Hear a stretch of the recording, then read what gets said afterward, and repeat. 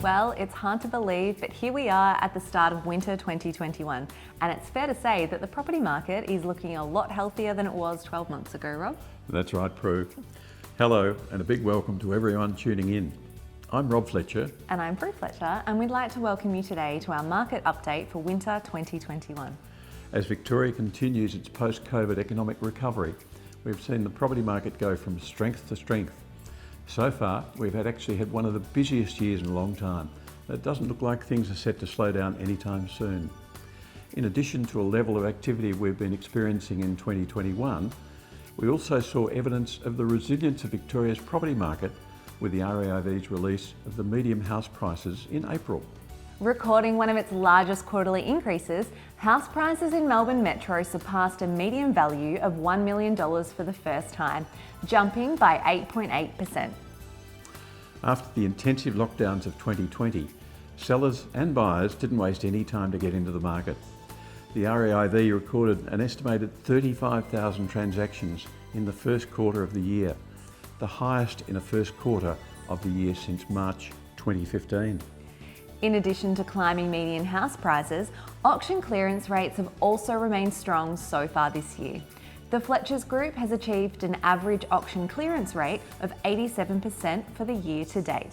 Whilst auction clearance rates have begun to ease slightly, the overall performance of the auction market has been relatively consistent over the past 3 months, holding at around 70%. It has, Rob. And what would you put this level of activity and strength down to in the market? There are several factors, Prue. For example, buyers have been able to take advantage of record low interest rates, high household saving rates, and relaxed serviceability assessment for home loans.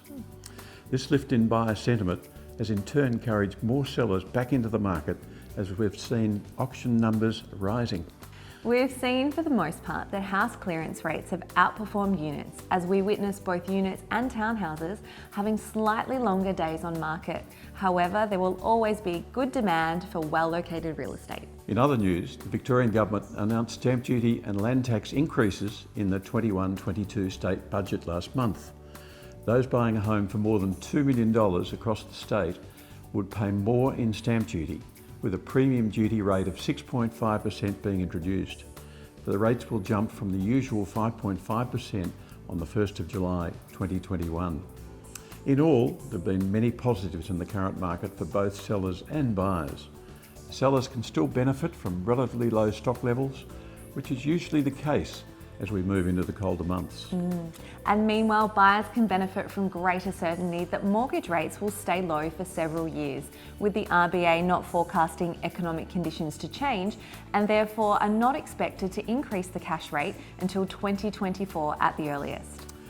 The federal government's 2021 budget measures to help Australians into home ownership include first home buyers being able to release up to $50,000 as part of voluntary contributions into their superannuation under the First Home Super Saver scheme, an increase from $30,000.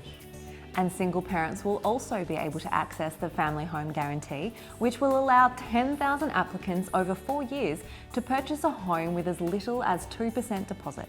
After such a positive first half of 2021, we're looking forward to a busy and successful 6 months ahead. If you're considering selling, please don't hesitate to get in touch with your local Fletchers agent to discuss your marketing and selling strategy. Thank you so much for tuning in, and bye for now. Bye.